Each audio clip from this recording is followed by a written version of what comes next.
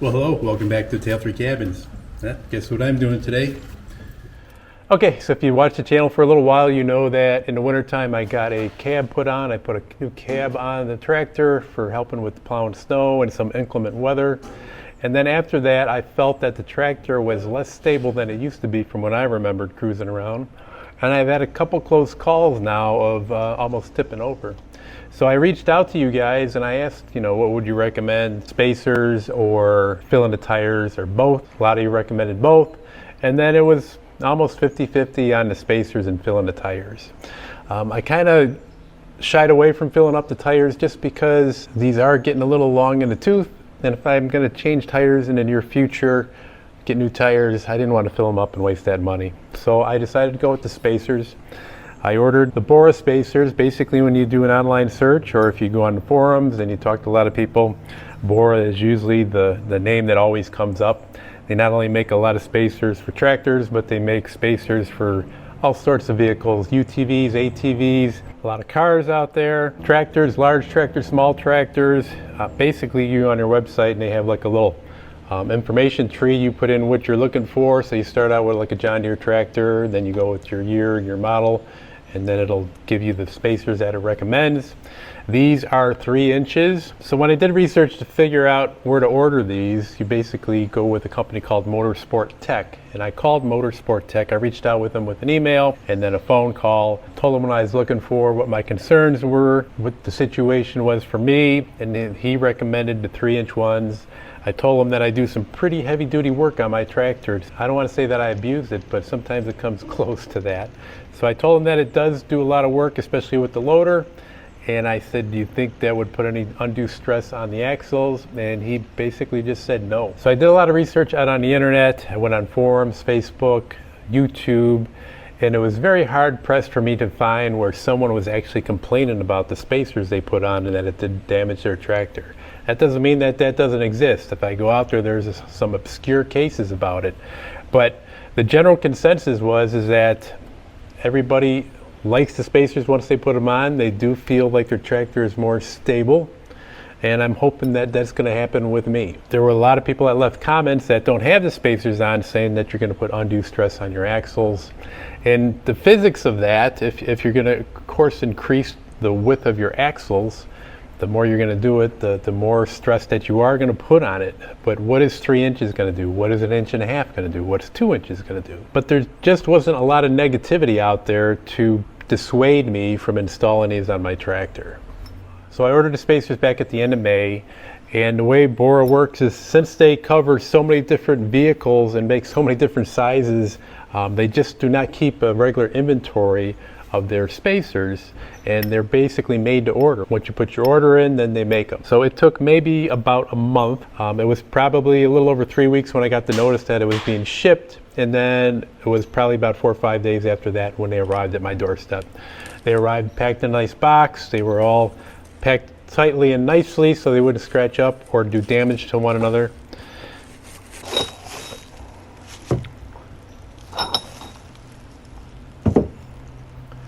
So I have my tractor all set here. I have the backhoe on my tractor, so I'm using an outrigger. If you don't have a backhoe on your tractor, then you're going to have to jack it up in the way that you prefer. Now, I'm trying a little experiment here because I've seen some other people install these, and when they're turning and torquing these lug nuts, that their wheel starts to spin a little bit. So I decided that I was just going to put one outrigger out at a time, and this is just for the back wheels. It'll be a different story when I do the fronts. But I thought if I just put one outrigger out here, raise this wheel up, get it off, and that wheel is still on the ground firmly, that maybe there'll be less chance of it spinning when I'm starting to torque these bolts down.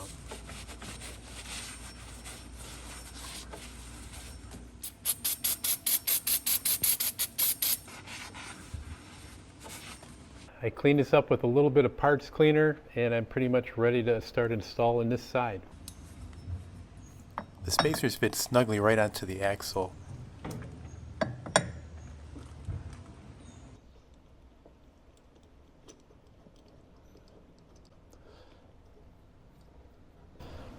Now when you saw me take the tire off, the manufacturer recommends that you don't use air tools, and I used my battery operated impact wrench. but I thought for taking it off it would probably not do any harm. It's more for when you're putting the bolts back on. Now for the torque settings, I went online initially to look for the torque settings to put these wheels back on, and even on a couple YouTube videos, and they were going with 89 pounds, but I did find in my manual that it says 70. So that's what I'm going to use. It was in the manual both for the front and the rear tire.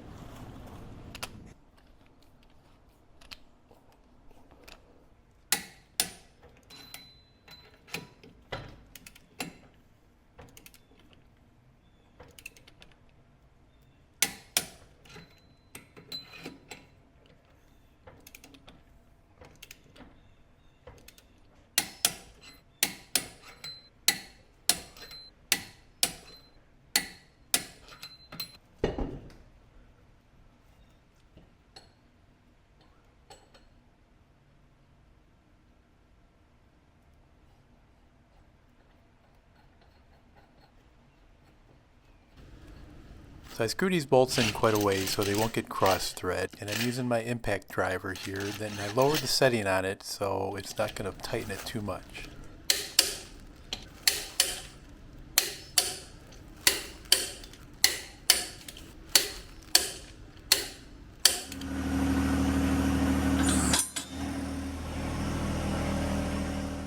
So that's one side done. I'll just give you kind of a little view here. Of course, you know, it's going to come out 3 inches, but just to see what it looks like.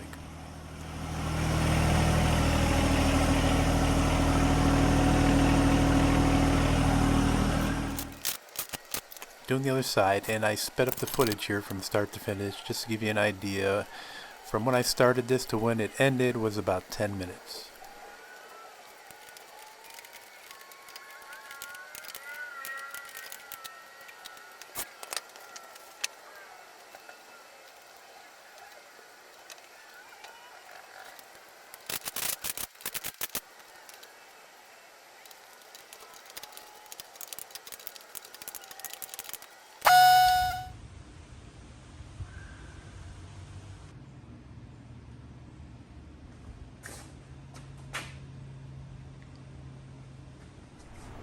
Okay, so I got both back tires on, and I'm going to give it a little test drive just to see if I notice any difference before I put the fronts on, just out of curiosity. And you might ask, well, maybe is the back tires, just doing the spacers on them, good enough? And the reason I went with spacers on the front is because I trailer this maybe 6 times a year, either take it to a friend's house, family, take it down to southern Ohio. So 6 times a year means I'm going to take it on and off my trailer 24 times. Got the ramps, and I just thought that having the 3 inches on the front, 3 inches on the back would make sure that the ramps still line up with the tires as it's going up and down the ramps. But for most people that get spacers, maybe all you need are the rear 2 tires, and that might be good enough for you. Now, a couple other things I want to mention when you order these spacers is if you have a mid-mount mower, you might want to call whatever manufacturer you're going to get your spacers from, because these back tires might interfere with your mid-mount mower tires or the little gauge tires that are on there. Now, some people say it depends on the size of spacer you're going to use, and others just take that back little tire on the mid-mount mower and move it somewhere out of the way so it's not interfering with this back tire. So that's one consideration if you have a mid-mount mower, because a lot of folks mow on hillsides, and that's one of the reasons that they want to get spacers, is to help them be a little bit more stable when they're mowing with their tractor. So look into that, talk to the manufacturer, see what they recommend, because I'm sure they've dealt with it. Now I just had the rear spacers on. I'm going to give it a little test drive just to see if I can feel a difference or not. And I'm going to use some areas I'm familiar with, especially recently where I've done a lot of work in removing the chicken coop area here, taking down the fence. So I am well aware of all the imperfections in the yard in this area.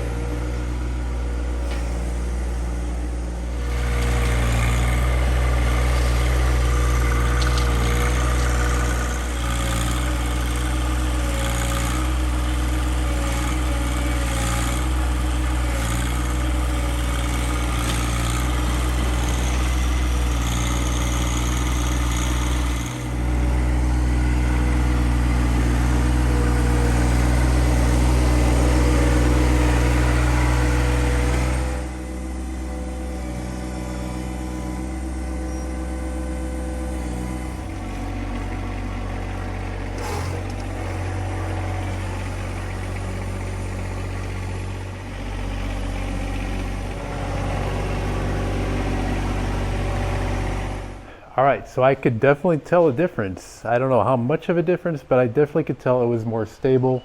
Especially, I've been very familiar with this little route that I took of going over here where the chicken coop used to be and then unloading some stuff on the side of the pole barn. I've been kind of doing that for a while now, prepping that area so I could park my trailer over there, and when I got extra dirt or scrap stone or something, I just been dumping it there. So just even going over this little curb over here seemed like it was much more stable than it was before. Next, I'm going to do the fronts. One other thing to consider, if you think back of all the work that you do with your tractor, and if you're going to widen its stance by 6 inches like I am, there are certain jobs that I look back on that I probably would not be able to do to this day because it was such a tight squeeze to get the tractor in there in the first place. And one that really stands out to me is helping a friend of mine who was putting in a concrete pad in his daughter's backyard, and he needed that area prepped and he couldn't really get anything back there, and we were able to just squeeze my tractor back there. But now with these spacers on, that job I probably couldn't do unless we've removed part of their fencing to get back there. So if you're not going to be trailing your tractor around and you don't see a need for the front spacers, you could probably get away with the rear, and that's going to add a good bit of stability for you. And then if you always feel that you need more, well, you could add the front tires later. But for me, I did notice a difference with just the rear spacers in. Doing the fronts were actually a little bit more time consuming than doing the rears, and I thought I could get both of them off the ground and be able to just take both tires off simultaneously, but that wheel spin was going to be an issue.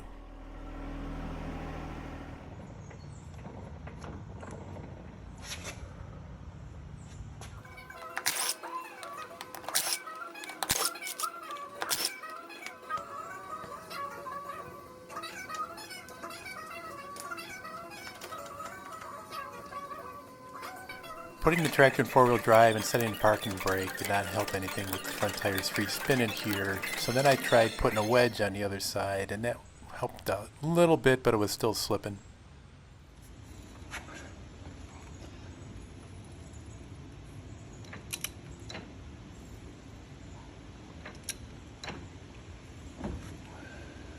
In the long run, it was best just to have one tire stay on the ground while the other one was jacked up.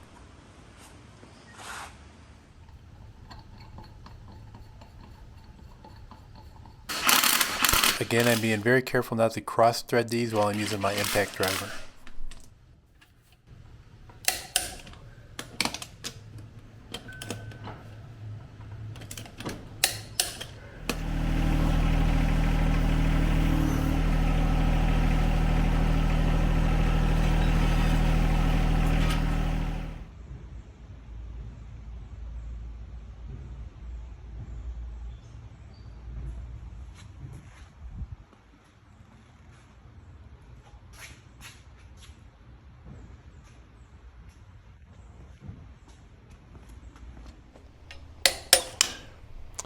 All right, that is it for the last tire. Time for another test drive.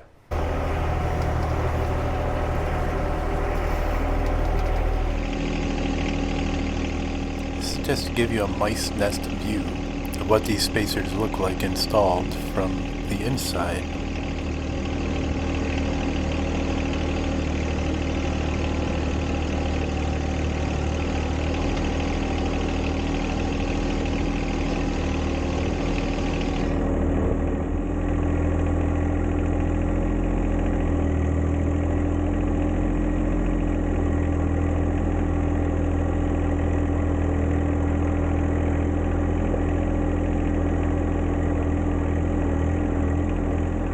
So I can't honestly say with the front ones on if that added any more stability or not. I mean, it still feels more stable than prior to putting any spacers on, but I don't know if the front ones really did anything more.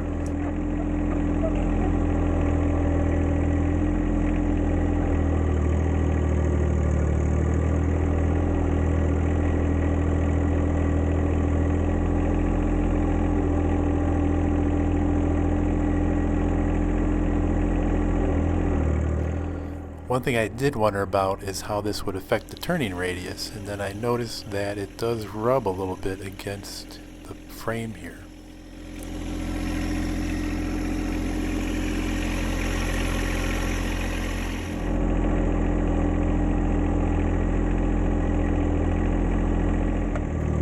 So that's the view of the front spacers. Let's just take a quick look at the rears.